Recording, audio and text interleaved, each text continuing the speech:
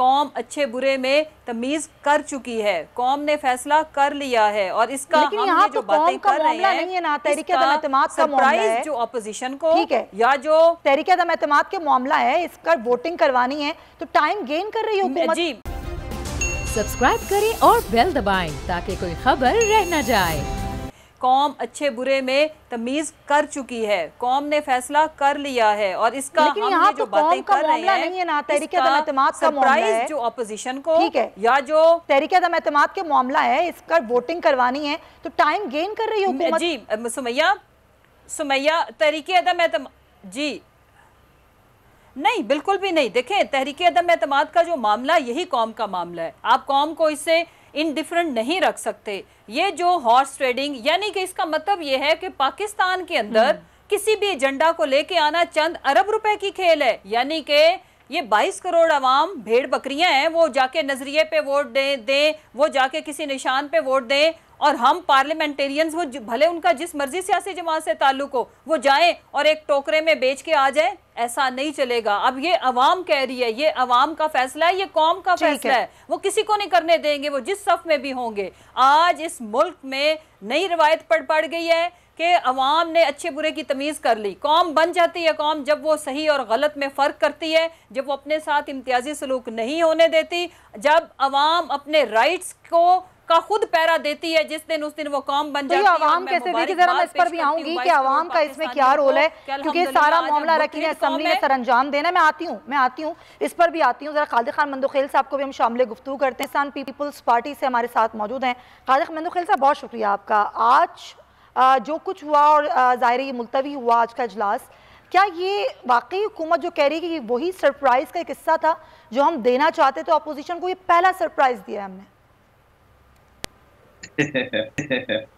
यानी कानून के धज्जियां उड़ाना और आइन का मजाक उड़ाना और जो एक उसूल बने हुए या एक मिसाल बनी हुई है उसको आइन से बालातर रखना, तो ये सरप्राइज है। तो फिर अल्लाह इनको मुबारक कर दे। 25 साल से तो ये ड्रामे कर रहे हैं ना, जिसको आप सरप्राइज कहते हैं।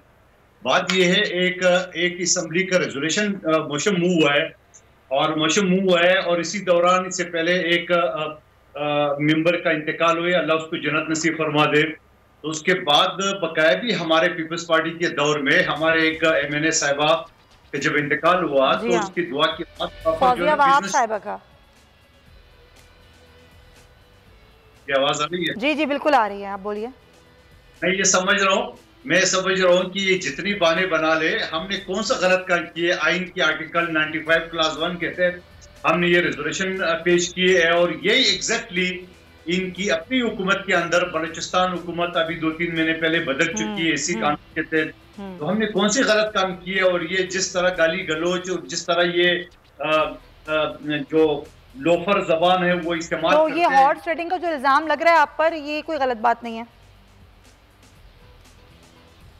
इल्जाम क्या लग रही है? हॉर्स ट्रेडिंग का। और ये जो 2018 में पूरे पाकिस्तान में जहाज घुमा के और ये बनी गाला ले जाते थे और वहां मफलर पहनाते थे, वो विकेट था। नहीं तो मैं तो यही पूछ रही हूँ, वो सही अमल था? ये सही अमल है? और आज जो उनके लोग वापस अपनी पार्टी में जा रहे हैं तो वो फिर लोटे हो गए। तो ये तो दौरा मयार तो इनका अपना ही है। और दूसरी बात ये कि हमें इन लोगों की जरूरत नहीं पड़ेगी। अच्छा। और अगर वो इतनी बहादुर है और इतनी खुददार है तो आज असेंबली का इजलास जिस तरह ये भाग रहा था या एक पिछले 15 दिन से जो भाग रहा है आइन के धज्जियां उड़ा के, तो ये इजलास बुला ले, 15 मिनट पता चल जाएगा हमने 172 नहीं पेश किए और उनसे मांग लेंगे, अल्लाह खैर सलाह, ये बाकी मानता हुकूमत चला ले। इसमें कौन सी गलत बात है, उसमें कौन सी शर्म है, इनमें कौन सी कोई पार तोड़ने वाली बात? तो आपको लग रहा है पीर के रोज अमला हो जाएगा ये तहरीक-ए-दम-एतमाद का मामला? वोटिंग होगी इस पर पीर के रोज 28 को? वोटिंग नहीं होगी। इसका तरीकाकार ये है, इसका तरीकाकार ये है कि जब ये रेजोल्यूशन पेश करेंगे तो उसका 3 दिन कम से कम उस पर डिबेट होगी और मैक्सिमम 7 दिन। तो यानी 7 दिन के अंदर उसको वोटिंग के लिए पेश करना पड़ेगा।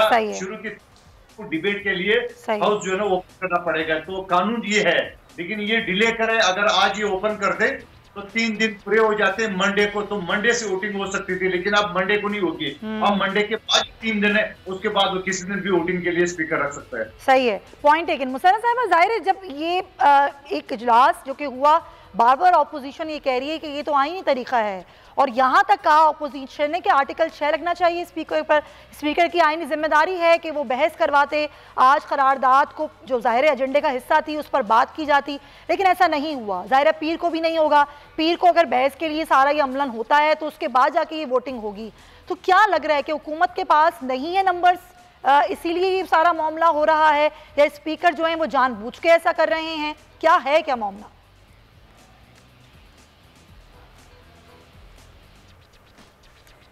देखिए सुमैया, इनकी बातों से ऐसे पता चलता है कि जैसे हमजा के अकवाले ज़रिए हैं कि बच्चों करप्शन तो होती है, वो स्कूल और कॉलेजेस के बच्चों से खिताब फरमाते थे। इसी तरह जरदारी साहब के अकवाले ज़रिए भी तारीख में लिखे जाएंगे कि लोटा क्रेसी तो होती है, ज़मीर फरोशी तो जायज़ है, इस पर तो बात ही ना करें, नंबर पूरे करें। नंबर तो इन्होंने पूरे करने हैं। ये जितने मर्जी बोरियों के मुंह खोल रहे हैं, इनके अवाम जो खरीद रहे हैं लोटों को, और जो लोटे बनने के लिए तैयार बैठे, इनको अवाम इस बात का जवाब देंगे जब ये तो लोटों का तो बाइकआउट करना चाहिए ना तमाम सियासी जमातों को। लेकिन जो इंटरेस्टिंग चीज है इसमें सुमैया, सुन तो ले सुमैया, अवाम इनका बाइकआउट करेगी तो लोटों का रास्ता बंद होगा ना। अच्छा। और वो अवाम कर चुकी है, बाय द वे अवाम ने अपना फैसला सुना दिया है। जो इंटरेस्टिंग चीज है कि अब मीडिया जब इनको कवर करने जाए ना प्रेस कॉन्फ्रेंस, तो 60 टिश्यू के डिब्बे जरूर लेके जाइएगा 27-28 के बाद, क्योंकि इन्होंने जिस तरह से धाड़े मार मार के रोना है ना, और कभी किसी पे इल्जाम देंगे, कभी किसी पे इल्जाम देंगे, और फिर इनको कंधा नहीं मिलने वाला, बिकॉज ये अपना सियासी कब्रिस्तान सज धज के खुद ही बना चुके हैं। ये देखें, इन्होंने हमेशा इमोरल पॉलिटिक्स की, करप्शन की, ये इस चीज को बुराई समझते ही नहीं थे। जब आपके अवाम ने, जिन्होंने आपको वोट देना है, 22 करोड़ अवाम और ये चंद लोग, चंद खानदान, तो 22 करोड़ इन पे भारी पड़ने वाले हैं, भारी पड़ चुके हैं। वो इनको बताएंगे दाल आटे का भाव, जमीर खरीदने का भाव, एब्सोल्युटली नॉट कहने ना कहने के मशवरे देने वालों को, और यूरोपीय यूनियन से बिगाड़ने की क्या जरूरत थी, ये बातें करने वाले को अब अवाम बताएंगे। अवाम ने मजा चख लिया है गुड गवर्नेंस का, आजाद खारजा पॉलिसी का, आजाद कौम होने का, अमेरिका की डू मोर पॉलिसी को रिजेक्ट करने का, एब्सोल्युटली नॉट कहने का। एक जिंदा कौम और एक गुलामी वाली जो कौम माजी में थी, उसमें बड़ा फर्क है, जिसको ये नहीं समझ रहे। महंगाई का मजा भी बहुत आएगी, और वो मैं और आप नहीं दिलाएंगे। वो प्राइम मिनिस्टर इमरान खान ने अपना काम पूरा कर लिया। नहीं, देखो, वो प्राइम मिनिस्टर इमरान खान ने अपना काम पूरा कर लिया। अब उनके तो सुख के दिन शुरू हो गए, और इसके लिए हम इनके शुक्रगुजार हैं। हम इनका जितना शुक्रिया अदा करें उतना कम है, और 22 करोड़ अवाम को भी इनका शुक्र अदा करना चाहिए कि इन्होंने हमें जिंदा कौम बनाया। ये चोरों का गुलदस्ता इकट्ठा हुआ तो कौम एक साइड पे इकट्ठी होगी। इन्होंने जब गुलामी वाली लाइन ली, अवाम ने कहा नहीं, हम आजादी वाली लाइन लेंगे, जो इस मुल्क को सूट करेगा हम वो करेंगे। इन्होंने एब्सोल्युटली नॉट कहने को रिजेक्ट किया, अवाम ने उसे एक्सेप्ट किया। तो एक इतनी वाज़े डिवाइड है जिसको अब ये इनका पैसा, ये इनके फेक किस्म के लॉन्ग शॉट मार्च, इनके जो झूठे स्लोगन, इनके झूठे दावे, वो कभी भी उसको, उस डिवीजन को, उस लाइन को अब खत्म नहीं कर सकते। बिकॉज एक तरफ ये चंद मुफाद परस्त टोला और एक तरफ 22 करोड़ अवाम। कौन ठहरा है, किन मुल्कों में ठहरा है अवाम के समंदर के आगे? ये अब कोई सुनामी मार्च, बिलियन मार्च, मिलियन मार्च पीछे रह गए हैं। सीधा सीधा टक्कर है इनकी, हमारे साथ नहीं, हमने जो करना था कर दिया। इनकी टक्कर है अवाम के साथ, और वो कितने हैं? 22 करोड़। और ये चंद है, और इन चंद को वो मजा चखाएंगे। जो जो कुछ इन्होंने जुल्म किए हैं वो इसका बदला लेंगे इंशाल्लाह। अच्छा, अवाम बदला लेंगे। चलें, पॉइंट आया। मंदुखेल साहब, इत्तेहादियों की क्या सूरत हाल है, कहाँ तक पहुंचे मामला, कब ऐलान करेंगे इत्तेहादी आपके साथ होने का? तो भैया, इससे पहले एक गैर मुंतखब खातून मुंतखब मेंबर नेशनल असेंबली के सामने आवाम की बातें कर रहे हैं, तो 22 करोड़ आपके साथ रहे, तो फिर हमारे साथ जो 162 MNA वो कहाँ से आए? वो कोई हिंदुस्तान से मुंतखब हुए? वो कहाँ से मुंतखब हुआ है? आवाम से हुआ है। आप तो नहीं मुंतखब, मैं तो मुंतखब आदमी बैठा हूँ, आवाम के वोटों से बैठा हूँ। तो ये भी तो हुकूमत मुंतखब हुकूमत है ना, वोट लेकर ही आई है। दूसरी बात, हाँ मुंतखब हुकूमत है, मैं मान रहा हूँ, वो भी मुंतखब किया है अवाम ने या अगलों ने किया, वो जो भी है वो का अलग डिबेट है। लेकिन सवाल ये, हम कौन सा गैर कानूनी बात कर रहे हैं?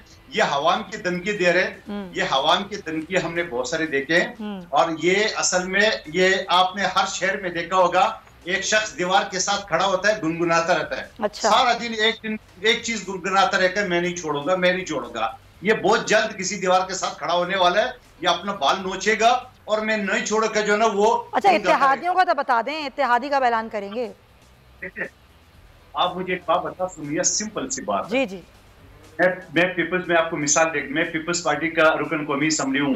अगर मुझसे पूछेगा किसको वोट दोगे, मैं एक सांस में बोलूंगा मैं पीपल्स पार्टी को दूंगा। जाहिर है। एक जो उनके वो पार्टी वजीर बैठे हुए, पंजाब की स्पीकर बैठे हुए, वो कह रहे हम हुकूमत से खुश नहीं है, तो इससे अंदाजा लगा रहे वो किसके साथ है। वो ऐलान कल हो जाएगा। बरमला तो नहीं कहा उन्होंने, आपसे कहा होगा? हम है, हमारे साथ एमक्यूएम है 7 वोट है, हमारे साथ काफ लीग है 5 वोट है, हमारे साथ बाप पार्टी है इसके 5 वोट है, हमारे साथ 2 जीडीए के मेंबरान है, हमारे पास 19 लोग हैं और हमें जरूरत सिर्फ 10 की बजाय हमारे साथ 19 तो इनके इत्यादि बैठे हैं। अच्छा। बाकी जो इनकी 40 लोग। तो ये बाज़ाब्ता ऐलान कब करेंगे इत्तेहादी 19 की वो आपके साथ हैं? ये कल कर लेंगे, आप जरा जलसे में करेंगे? कल ऐलान हो जाएगा आपके जलसे में होगा? वैसे तो हो चुका है, हम तो मुतमईन है, मगर एक रस्मी ऐलान जो है ना वो बाकी है, वो आपको सर मीडिया के सामने तो उन्होंने ऐलान नहीं किया, आप पता नहीं, आप कह रहे हैं ऐलान किया। देखिए सुमैया, जब एमक्यूएम के पास मौलाना फजल रहमान साहब गए तो उनकी होते हुए प्रेस कॉन्फ्रेंस में कहा कि रस्मी ऐलान बाकी है, बाकी हो चुका है, उससे ज्यादा और क्या तसल्ली चाहिए? कल क्या जलसे में देंगे सरप्राइज हुकूमत को? नहीं, हो गया ना, हम तो मुतमईन 100%। और अगर नहीं है तो ये क्यों बात रहा है? ये इजलास बुला लें, 5 मिनट में दूध का दूध पानी का पानी हो जाएगा। अच्छा, इजलास बुला लें, ठीक है, इजलास बुला लें। ये बताइएगा मुझे मुसर्रत चीमा साहिबा, आप भी कह रहे हैं इत्तेहादी आपके साथ हैं, ये भी कह रहे हैं इत्तेहादी आपके साथ हैं, और बीच में इत्तेहादी खामोश खड़े हैं, किसके साथ हैं इत्तेहादी?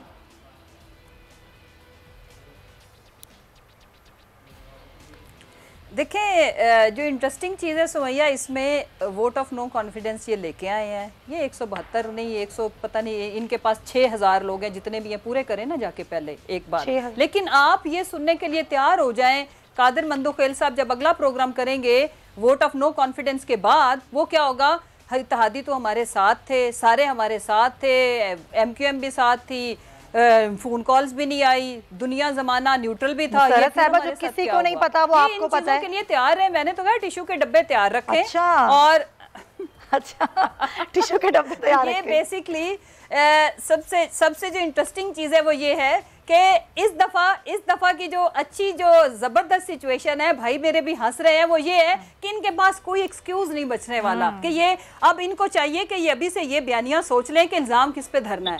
ये इन्होंने मैं नोट कर रही हूं आपकी बात, ये मैं नोट कर रही हूं, बयानियां अपनी प्रेस कॉन्फ्रेंस के लिए तैयार करके रखे। और दूसरी जो इंटरेस्टिंग चीज है कि इन्हें कहें कि जब शिकस्त का सामना करना पड़ता है, हमारा तो अच्छा एक सेकंड ना, हमारा कॉन्फिडेंस तो जैसा पहले दिन था आज भी वैसा ही है, लेकिन इनके जरा इनकी पिछली सारी प्रेस कॉन्फ्रेंसेस का रिकॉर्ड निकाले, कभी खुशी कभी गम का समा, तो अब आगे आज ये खुश है, कल ये रोने वाले हैं, और इंशाल्लाह लम्हा ब लम्हा इनकी सिचुएशन बदल रही है, और अवाम जो है और हम लोग मिलके इंशाल्लाह ये जो एक फनी सी फिल्म चलाई हुई है इन्होंने, हम इसको एंजॉय करेंगे। हम आज़ाद खारजा पॉलिसी वाले पाकिस्तान की, एब्सोल्युटली नॉट कहने वाले पाकिस्तान की, और तौहीन रसालत, नामुसे रसालत के मुहाफिज पाकिस्तान की सेलिब्रेशन इल्जाम लगा रहे हैं आप पर, क्या मजहब कार्ड इस्तेमाल कर रहे हैं वोट लेने के लिए? इल्जाम किस पे डालना है और कौन सी कुव्वतों पे डालना है? ये इल्जाम लगा रहे हैं आप पर, मजहब कार्ड खेल रहे हैं आप वोट लेने के लिए। देखें, हमारा तो जो सबसे देखें, अगर हम ये जौन सा मर्जी इल्जाम लगाते रहे, पूरी मुस्लिम उम्मा खुश है और सारी नॉन मुस्लिम कुव्वतें भी खुश हैं कि इससे इंतशार फैलता था। पाकिस्तान के अंदर सिर्फ मुस्लिम नहीं है, पूरी दुनिया की सबसे बड़ी मुस्लिम पॉपुलेशन है, और एक तौहीन रसालत के इशू के ऊपर पूरी दुनिया में जिस तरह से बिगाड़ पैदा होता था, इसलिए उनकी भी होती थी कि ऐसा ना करें, लिहाजा ये ठीक है। मुसर्रत साहब पॉइंट, लेकिन वक्त की कमी है। मंदोखेल साहब लास्ट पॉइंट। सवाल ये असली तवज्जो इस बात पे आ रही है कि रियासत मदीना इस्लाम का नाम कौन ले रहा है, जरा इसका बैकग्राउंड में तो चले जाए, जरा वो अमेरिकन कोर्ट का फैसला तो सामने लिया है, जरा आली जैदी का कस्टोडियन का पता करे किसका है, ये रियासत मदीना चला रहे। आपने तो मैशत की बात की थी, आपने तो करप्शन की बात की, जरदारी का 110, अयान अली का भी सबको पता है, सिरे महल का भी पता है, और आप लोगों ने तो बीबी के नाम पे वोट लेते और बीबी की जिन्होंने बरहीना तस्वीरें फेंकी थी उनके साथ उनके साथ आप लोग स्टेज भी शेयर करते हैं, प्लेट भी शेयर करते हैं। नहीं ये आ रहे हैं ना पहले, ये भी देखें, नहीं देखें, ये बात कर रहे हैं जातियात की, बेनजीर की दुनिया की। नहीं बस मैं ये नहीं चाहती कि मेरे पार्टी भी आपका पॉइंट है कि आप दोनों हजरात का बहुत शुक्रिया, मंदोखेल साहब, मुसरत शीमा साहिबा, बहुत शुक्रिया। प्लीज ये दामन जो है अखलाकियात का ये ना छोड़ा करें। सब्सक्राइब करें और बेल दबाएं ताकि कोई खबर रह न जाए।